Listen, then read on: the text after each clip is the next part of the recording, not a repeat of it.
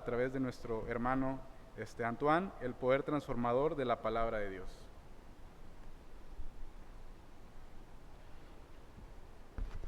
Oremos ante nuestro Dios. Amado Dios, en tu palabra que acabamos de leer, Señor, bien dices que el pueblo, Señor, estuvo atento a lo que tú hablabas, Señor. En esta hora rogamos eso, Señor, que tu pueblo, Señor, todos y cada uno de nosotros podamos estar atentos, Señor, a tu palabra, y que tu palabra sea obrando grande y poderosamente en nuestra vida, como siempre lo ha hecho, Señor, y como siempre confiamos que lo seguirá haciendo.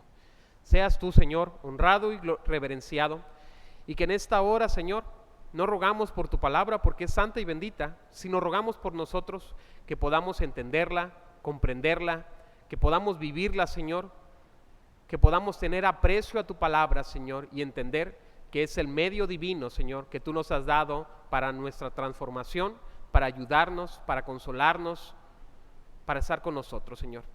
Que en el nombre poderoso de Cristo te damos gracias, bendito Dios. Amén. Hermanos, solamente quisiera recapitular muy brevemente. De repente, a veces, creo ya después de tanto tiempo ya decimos Nehemías y ya sabemos que existe en la Biblia, al menos, ¿no? Al principio hablábamos de Nehemías y decíamos, ¿eso viene en la Biblia? Sabrá Dios, ¿no? O sabrá Dios qué Biblia tenga el pastor, ¿no? Creo yo que ya para este momento ya sabemos que sí existe Nehemías, que ahí está en la Biblia, que nadie lo arrancó, sino que se medio esconde, pero ahí está, ¿sí? En este momento de la historia, solamente para recapitular muy brevemente, entendamos, el pueblo se había rebelado delante de Dios, había hecho lo malo delante de Dios, Dios les había advertido constantemente esta rebeldía. Desde el Génesis, hay menciones de que si el pueblo se desvía de su palabra iba a venir repercusiones.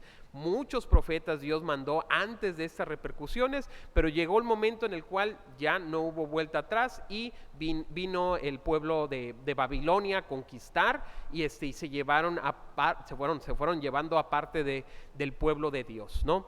A lo que viene siendo la deportación de Babilonia, ¿no? Estando en Babilonia sufrieron, pasaron diferentes situaciones, volvieron en 3 ocasiones diferentes, 3 grupos de personas fueron regresando, y Nehemías habla del tercer grupo de personas y último, en el cual vio la ciudad y estaba destruida, los muros, y empiezan a reconstruir, y ya fue como que la restauración, por así decirlo, casi completa del pueblo en medio después de todo este periodo de Babilonia. Explico esto por 2 razones. La segunda la voy a decir más adelante, pero la primera es esta. El pueblo en esta porción ya habían reconstruido los muros, ya habían pasado muchas adversidades y de todo han podido reconstruir los muros, ¿sí? Usted y yo creo que lo más coherente, lo más cabal que hubiéramos hecho era una carnita asada o algo parecido, ¿no? O una carne asada, una mariscada, no sé, con eso de que tenemos mucha influencia tanto del norte como del sur de Veracruz y como el norte del país, tenemos muchas cuestiones de mezclas de comida, pero hubiéramos hecho una comida en grande, ¿no? Y sí se les da mucho, ¿no? Se nos da mucho como mexicanos. Pero ¿por qué digo esto? Recordemos, el pueblo ha reconstruido los muros, ya se sienten protegidos, resguardados, ya se sienten seguros, pero en medio de todo esto, antes de cualquier carne asada, no hicieron carne asada, les adelanto, antes de todo eso, lo primero que dijeron que debemos de hacer es estudiar la palabra de Dios. Y eso es algo muy importante. ¿Por qué la palabra de Dios era algo que tenían que hacer ellos? Ellos entendían, el pueblo entendió que por su rebelión a la palabra fue por lo que pasó la deportación a Babilonia, por su rebeldía, por su negación, por todo lo malo que hicieron y apartarse de la palabra de Dios, es porque Dios permitió la llegada de Babilonia y fuera destruido, casi destruido el pueblo. Ahora, por así decirlo, dijeron, ahora sí vamos a empezar bien. Ahora sí vamos a hacer las cosas como se deben de hacer. Y lo primero a lo cual pudieron ir a recurrir fue a la palabra de Dios. Es por ello, hermanos, que antes de cualquier carne asada, lo que hicieron el pueblo de Dios es acercarse a la palabra de nuestro Dios. Ellos sabían que ya tenían sus muros construidos, pero sabían que lo que necesitaban no solamente eran los muros, sino era la restauración también de su corazón y una renovación en su pacto con Dios. De hecho, quisiera ver en este pasaje 3 obras transformadoras en la vida del pueblo de Dios por medio de la palabra. Y la primera obra transformadora en la vida de la iglesia o en la vida del pueblo por medio de la palabra es que la Biblia, la palabra de nuestro Dios, reúne al pueblo en unidad. Reúne al pueblo en unidad. Si usted me sigue con su vista ahí en los primeros versículos del 1 al 3, nada más voy a leer un fragmento del verso 1. Dice, se juntó todo el pueblo como ¿qué? Como un solo hombre, como una sola persona, ¿no?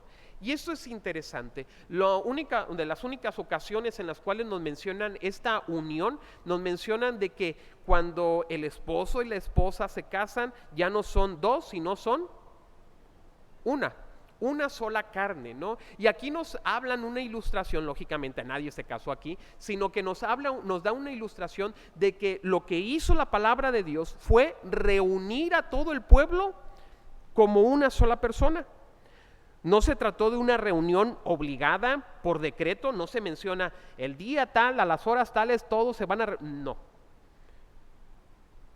Sino un pueblo con hambre de escuchar la palabra de Dios. Ellos pidieron a Esdras, lo menciona aquí, que trajera el libro de la ley, le hicieran un lugar en un lugar público en la plaza, y en medio de todo esto empezó Esdras, los levitas, a exponer la palabra de Dios tal cual, ¿no? Y aquí notamos algo clave: lo que unió al pueblo no fue ni un líder carismático, no fue una causa política, ni siquiera la emoción de haber terminado el muro. Lo que reunió al pueblo fue la palabra de Dios, única y exclusivamente la palabra de Dios. Y esto se me hace sumamente importante y interesante. Hermanos, ¿cuántos de aquí, y creo que muchos no me dejarán mentir y podrán decir que sí, cuántos de aquí en tiempos de pandemia lo que más queríamos era que se abriera la iglesia y que pudiéramos estar, ¿no? Dicen por ahí que nadie valora lo que tiene hasta que lo ve perdido, ¿verdad? ¿Sí? Y hay hermanos, y bueno, yo lo digo no solamente en esta cuestión de la pandemia, también lo he visto en hermanos ya grandes de edad que por situaciones de salud no se pueden mover tan fácilmente, y ellos, hermano, le aseguro que darían hasta una pierna en muchos casos con tal de poder estar en la iglesia nuevamente. Y no pueden por situaciones de salud, por alguna enfermedad, por una situación muy delicada, diferentes aspectos. Pero hay hermanos, hay personas que verdaderamente, hermano, daría todo por estar donde usted está ahorita. Gracias a Dios, Dios nos ha dado el privilegio, la oportunidad de estar, gloria al Señor, porque así es. Pero si se acuerda, hermano, en los tiempos de pandemia, le repito, ¿cuántos anhelábamos, deseábamos? Lógicamente por muchas cuestiones no se podía y otros aspectos más diferentes, pero deseábamos poder estar en la casa de Dios. Yo recuerdo, me acuerdo mucho de joven, después de conocer el Señor, yo contaba las horas, hermanos, cuántas horas faltaba para el siguiente culto. Saliendo del culto contaba cuántas horas faltaba para el siguiente culto, porque me gustaban las matemáticas, y una porque verdaderamente amaba mi iglesia, amaba el lugar en el cual pues Dios me había puesto, y ahora lo sigo haciendo.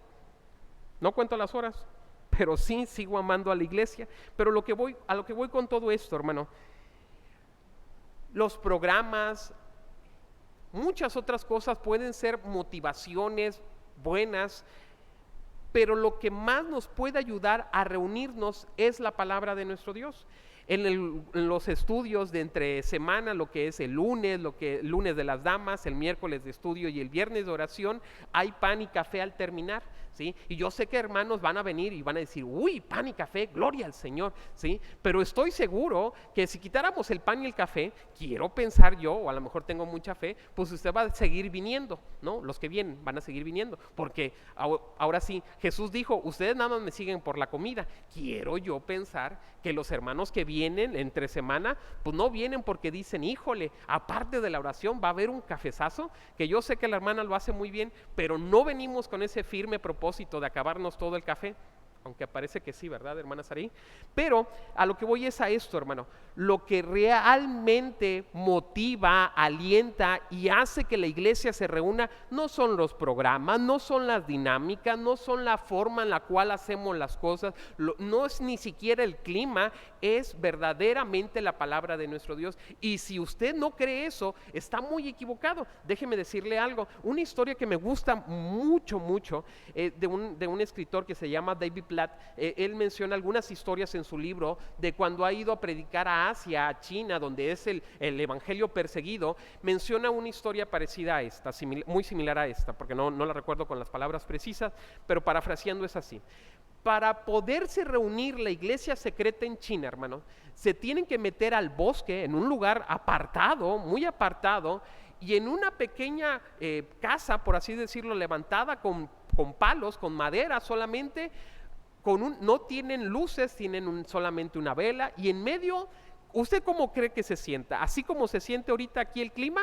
De ninguna manera, ¿sí? Y en medio de todo ello, pocos hermanos sudando, solamente estudiando la palabra. Y este hermano David Platt de Estados Unidos le rogaban, después de 4 horas de exposición de la palabra, los hermanos le rogaban, le lloraban que se pudiera quedar otro día más, ¿no? Casi como me dicen, hermano, no podría predicar otra hora más, casi igual, hermano. O sea, a lo que voy es la gran necesidad. Cuando un pueblo tiene una gran necesidad por la palabra, hermano, lo vamos a hacer, ¿sí? Tenemos un lugar, o más bien un libro, para saciarnos plena y completamente de la voz de Dios.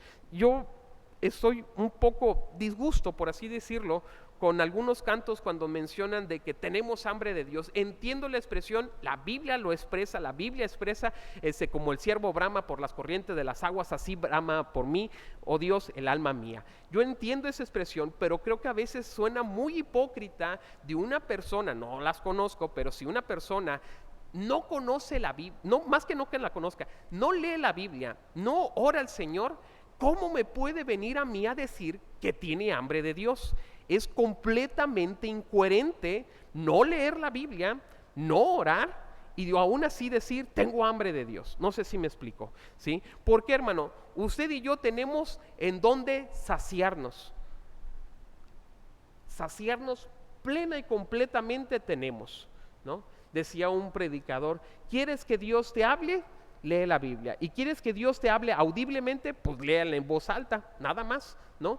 Y simple y sencillamente allí estará la voz de Dios, ¿sí? Contigo. Repito, hermano, lo que hace reunir al pueblo, más que todas otras cosas que pueden ser buenas, pueden ser motivantes, lo principal es la palabra de nuestro Dios. ¿Y por qué la palabra de nuestro Dios? Cristo mismo dijo que Él es la palabra encarnada, ¿sí? En el principio era el verbo y el verbo era con Dios y el verbo era Dios. Y la palabra, una palabra más precisa para logos, que es verbo en la Reina Valera 60 en Juan capítulo 1, es palabra, logos quiere decir palabra y es lo más preciso. Cristo es la misma palabra de Dios encarnada, por lo cual nos reúne para poder convivir como pueblo. Así que el pueblo se reunió y tomó la ley. Así también la iglesia cada día se reúne solamente porque Cristo nos reúne día tras día, domingo tras domingo, constantemente entre personas que pueden ser de diferente cuestión de sangre, de por nombre, por apellidos, diferentes, la mayoría en una sola nacionalidad, de diferentes lugares de nacimiento, pero con todas estas diferencias, Cristo nos reunió, su palabra nos reúne domingo tras domingo en este lugar para alabar y para glorificar su nombre. Y todo esto es solo y exclusivamente por la palabra de Dios. La siguiente obra transformadora en la vida de la congregación, en la vida del pueblo, por medio de la palabra, es que la palabra de Dios abre los ojos para comprender. Si usted me sigue con su vista, versos 7 y 8, la última parte del verso 7 dice así: hacía entender al pueblo la ley. Estaban leyendo y le hacían entender. El pueblo estaba, ¿cómo dice? ¿Dormido? Dormido no, y si alguien estaba dormido espero que se haya despertado.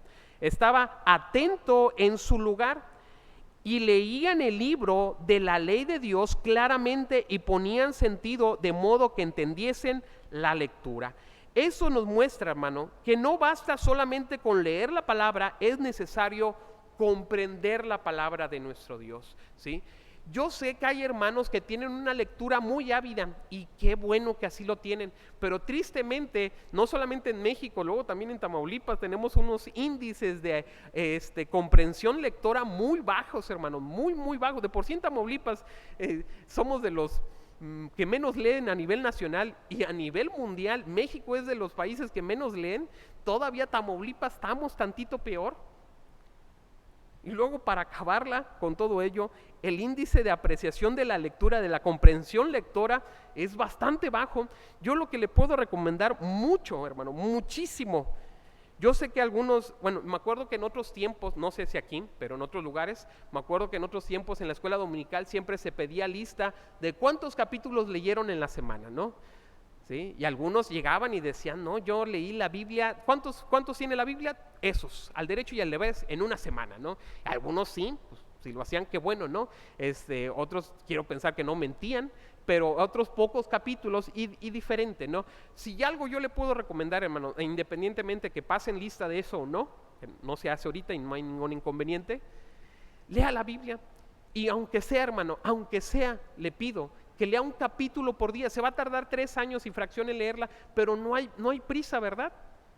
No es así como que, híjole, en el cielo van a decir, y hermano Caleb, no la leyó, no, ¿cómo le hacemos? ¿No? De ninguna manera, ¿no? Entonces, hermano, leamos la Biblia, aunque sea, le digo, un capítulo por día, pero siempre y cuando usted trate de buscar más información, trate de entenderlo, pueda verificar en otras versiones cómo se entiende, cómo se explica, de qué otra manera lo dice, y que pueda entenderlo.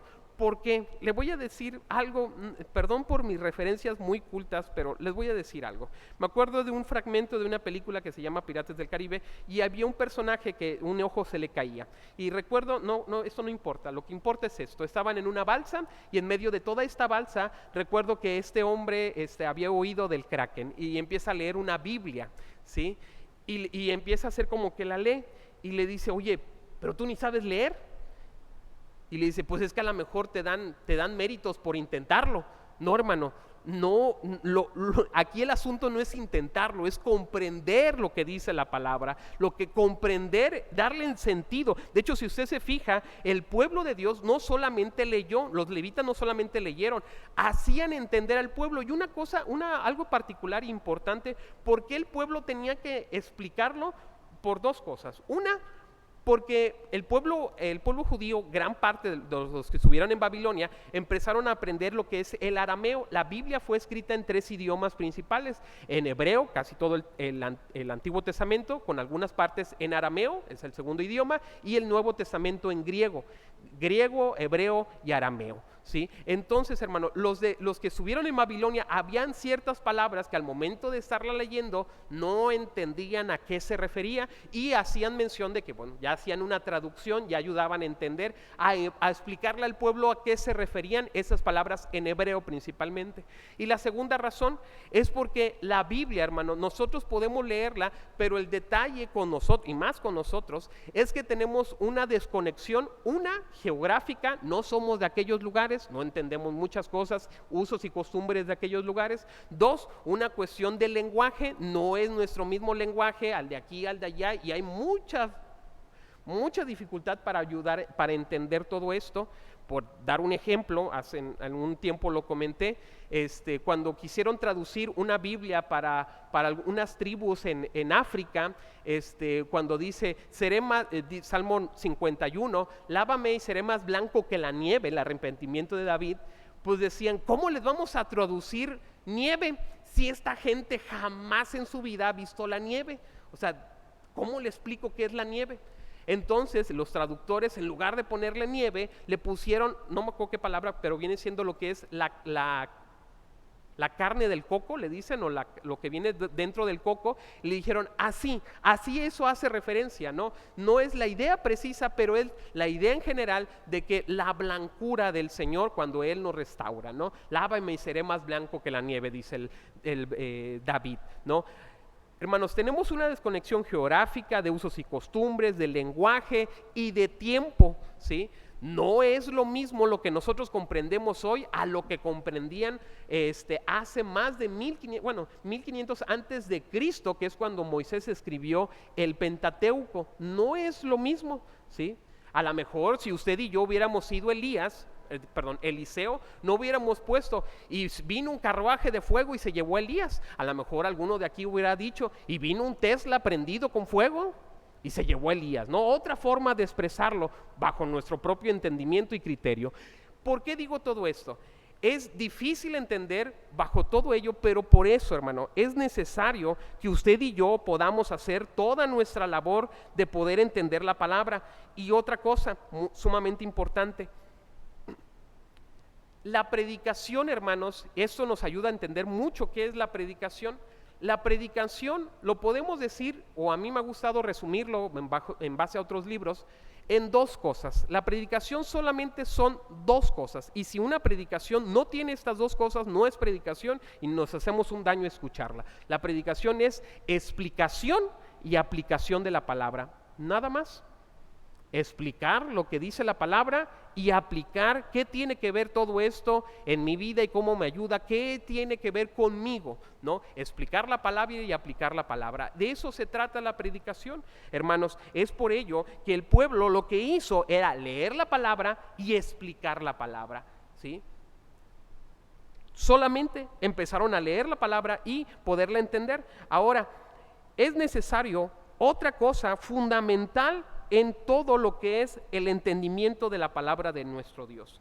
Hermanos, ¿cuántos personajes en el Nuevo Testamento lo vemos y de manera más precisa en los evangelios que no entendían ni una sola palabra de lo que Jesús les hablaba? Ahí está Nicodemo, que cuando Jesús le dice, ¿te es necesario nacer de nuevo? Nicodemo se queda así como que, ¿qué está hablando este hombre? ¿Cómo yo voy a entrar ya adulto al vientre de mi madre? ¿No? Y Jesús le explica, y aún siendo tú maestro de Israel, ¿no lo entiendes?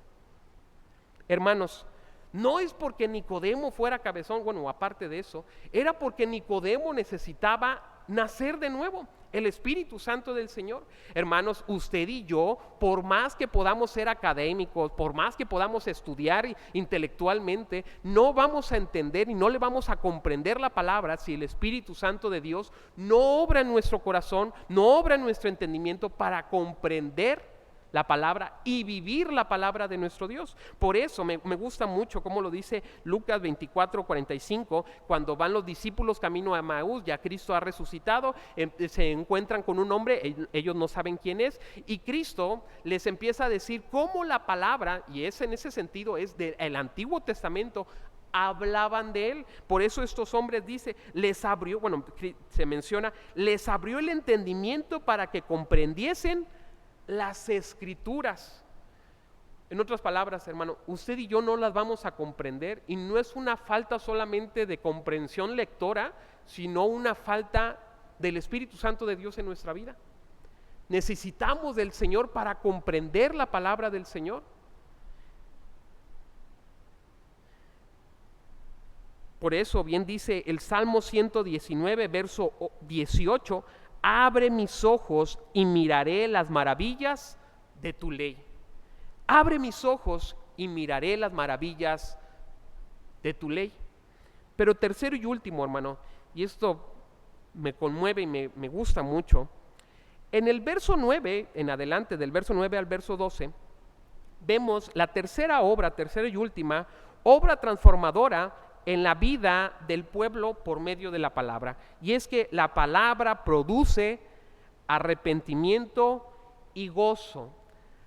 La palabra de nuestro Dios produce arrepentimiento y gozo. Y en uno que otro de aquí, sueño, probablemente, ¿sí? Pero arrepentimiento y gozo produce la palabra. Porque en el verso 9, hermanos, después de que ellos escucharon la palabra, le explicaron la palabra, ¿qué empezó a hacer el pueblo? ¿Usted lo ve? ¿Qué empezó a hacer el pueblo? ¿Qué empezó a hacer con sus ojos de manera más precisa? El pueblo empezó a llorar. ¿Por qué? Porque fueron confrontados con la ley, porque fueron confrontados con la palabra de Dios. Porque cuando la palabra de nuestro Dios nos ayuda a entender que somos pecadores, hermano, no hay otra cosa más que tristemente amargarnos en nuestros pecados. ¿Sabe por qué? Dice la palabra, me encanta cuando Jesús menciona las bienaventuranzas, y en la segunda bienaventuranza dice, bienaventurados los que lloran. Bienaventurados los que lloran. ¿Por qué, hermano, alguien va a ser bienaventurado si llora? Cuando alguien llora, muchas veces le decimos, no llores, no estés triste, ¿no? Ay, ya con eso es lo único que necesitaba para estar feliz, ¿verdad? No. Dice la palabra, bienaventurados los que lloran. Y eso es algo muy, muy hermoso, porque nos ayuda a entender, hermano. De hecho, las bienaventuranzas son como un proceso de nuestra vida sin Cristo, a irle conociendo y llegar a su gloria. Y la segunda bienaventuranza nos ayuda a entender que no podemos entrar al reino de los cielos si no lloramos primero. ¿Y a qué hago referencia? Nadie, hermano, entrará al reino de los cielos con los ojos completamente secos. No sé si me explico. Nadie podrá entrar al reino de los cielos si es que no antes se haya arrepentido profundamente de sus pecados. ¿Qué es el arrepentimiento? El arrepentimiento es un gran dolor en nuestro corazón y un cambio de mente. Pero cuando usted y yo tenemos un gran dolor en nuestro corazón, ¿qué hacemos? Lloramos. ¿Sabe por qué lloraba el pueblo? Porque entendió que era pecador, porque entendió que le había fallado al Señor, porque entendió que su vida estaba completamente alejada del Señor, que todo lo que había pasado había sido solamente su culpa por alejarse del Señor y de su palabra. Y el pueblo lloró, tristemente lloró. El pueblo, los levitas les decían, no entristezcáis, porque el gozo de Jehová es vuestra fuerza.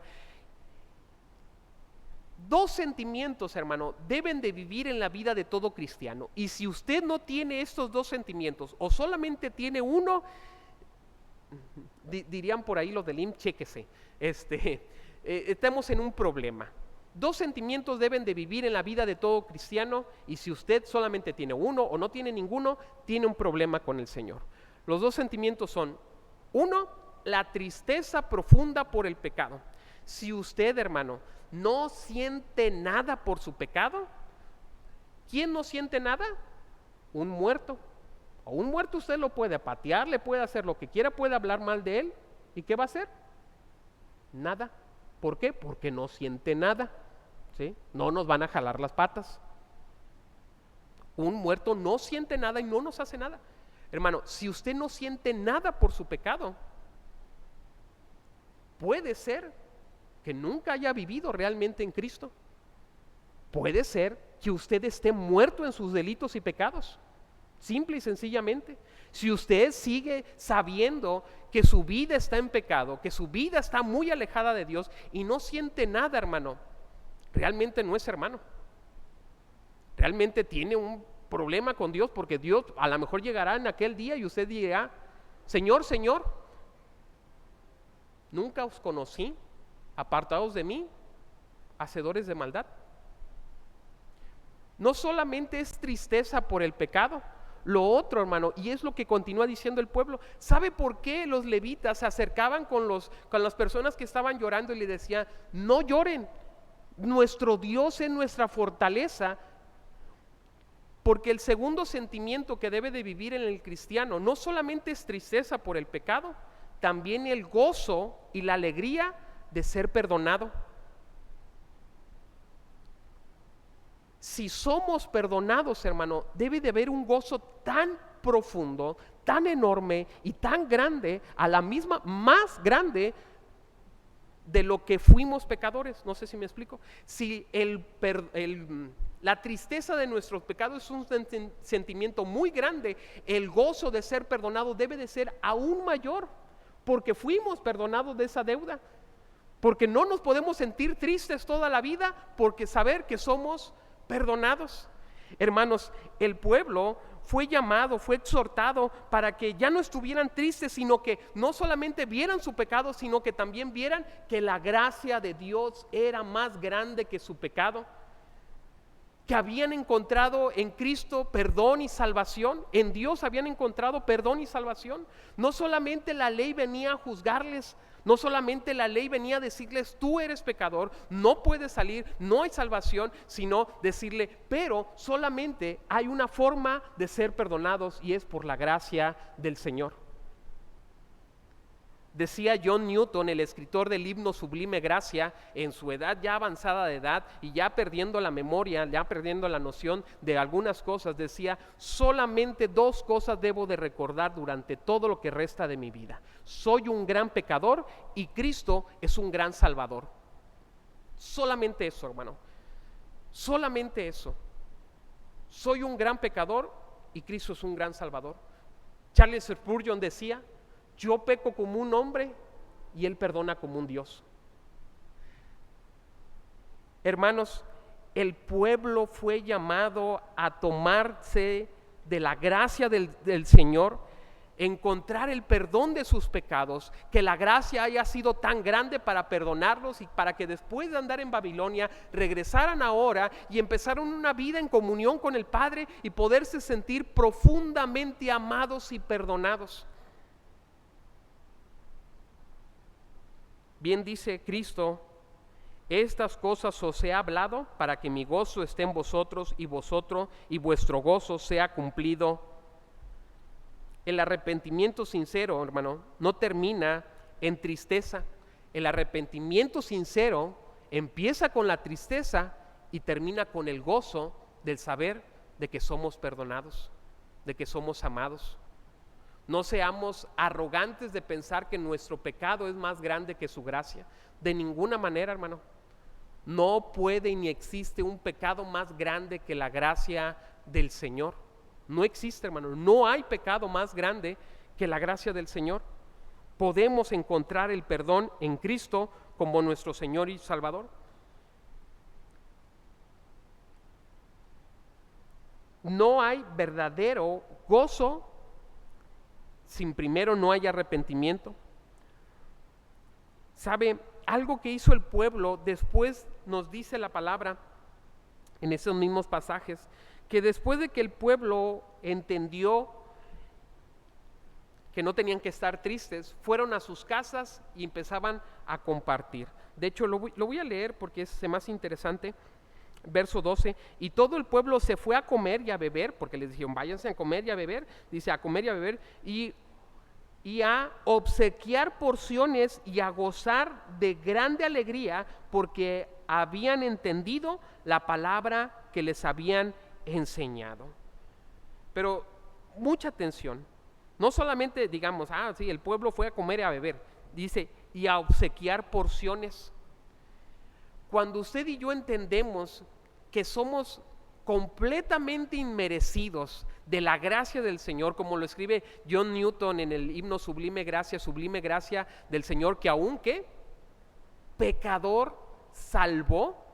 Cuando usted y yo entendemos eso, hermano, vamos a dar de gracia lo que hemos recibido también de gracia. Vamos a estar alegres y contentos. Yo le pregunto, hermano,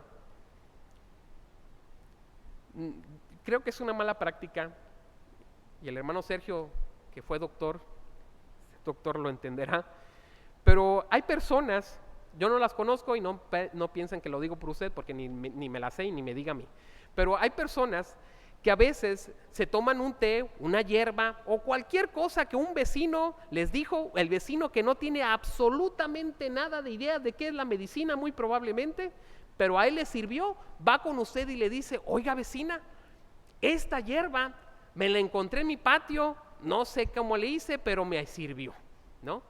Pero esa vecina va y se lo comparte a usted con toda la alegría del mundo, con todo el gozo del mundo, porque piensa que a ella le hizo bien, ¿sí? Y lógicamente lo que tratamos de compartir es lo que nos hace el bien, ¿sí? No le digo que ande recetando hierbas, tampoco, Pero lo que sí le puedo decir, que lo que sí puede compartir y lo que sí es verídicamente comprobable, que ayuda a todo ser humano, es la palabra de nuestro Dios. Comparta la palabra de nuestro Dios, hermano.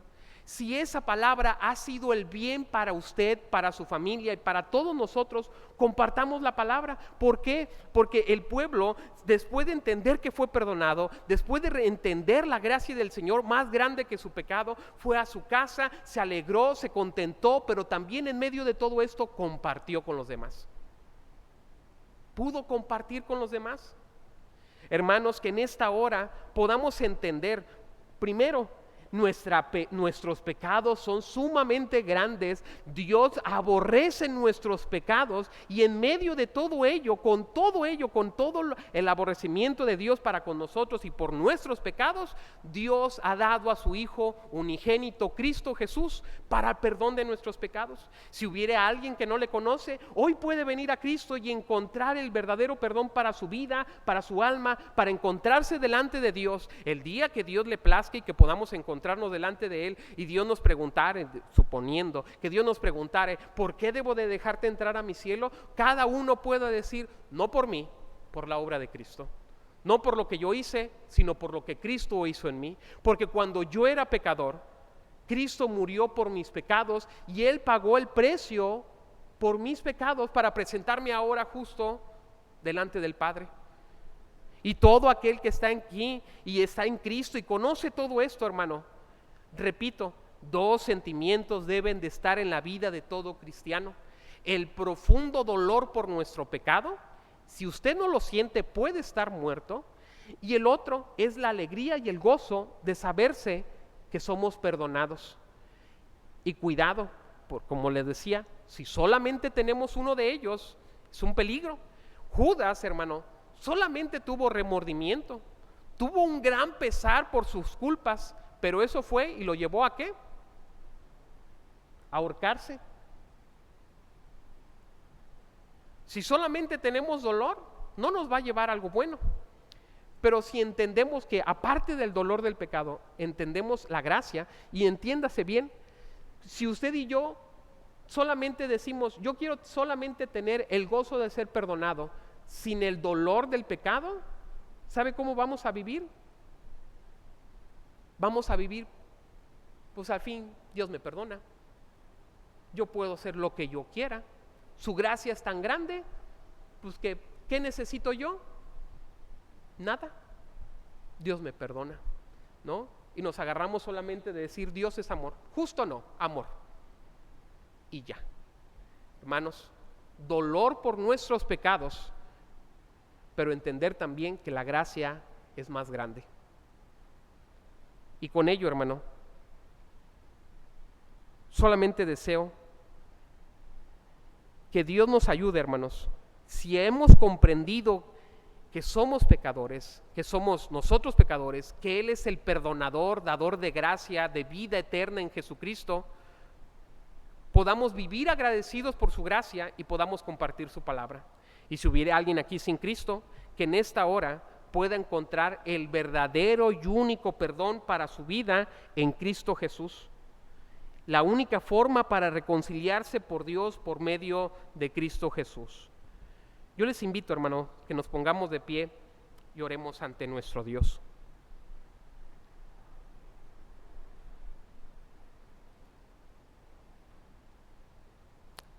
Amado Dios y Señor, en esta hora que estamos aquí presentes, rogamos primeramente que tu palabra que ha obrado en esta hora para reunirnos como un solo pueblo, unidos como una sola familia en Cristo Jesús, nos ayude, Señor, a abrir nuestros ojos y entender tu palabra que ha sido expuesta, que podamos entender, comprenderla, pero sobre todo vivirla, Señor, con la ayuda de tu Santo y Divino Espíritu, Señor. Pero por tercero y último, rogamos grande y profundamente que esta tu palabra, Señor, sea obrando en nuestros corazones para traer un arrepentimiento genuino, para que verdaderamente podamos sentir el dolor por nuestros pecados, el dolor por fallarte, el dolor por hacer lo malo delante de tus ojos, Señor. Pero a la vez, en esta hora, Señor, aparte del dolor, también podamos ver Cuán grande es tu gracia, que nunca se acaba, que es infinita, Señor, y que a pesar de fallar constantemente, Señor, tu gracia ha sido más grande que nuestros pecados, Señor. Ayuda que, Señor, que el sentimiento correcto esté en nuestro corazón, que podamos sentir el peso, el dolor del pecado, pero que también podamos entender que Cristo pagó por ese pecado, que su gracia ha sido más grande para con nosotros y que en Cristo podemos encontrar el perdón y la vida eterna que solamente el Padre nos ha provisto por medio del sacrificio perfecto de Cristo. Dios santo y bendito, si hubiera alguna persona, algún hermano creyente o alguna persona que sienta tanto peso por su pecado, tanta, Señor, dolor por ello, Señor, ayúdale a descansar en la obra perfecta de Cristo. Ayúdale a descansar, Señor, que tu gracia es más grande que nuestros pecados, que tu palabra nos exhorta a entender lo hermoso que tú eres, Señor, tardo para la ira y grande en misericordia. Que podamos salir a compartir la palabra santa y bendita que ha restaurado, que sigue restaurando, renovando y transformando nuestros corazones. En Cristo Jesús. Amén.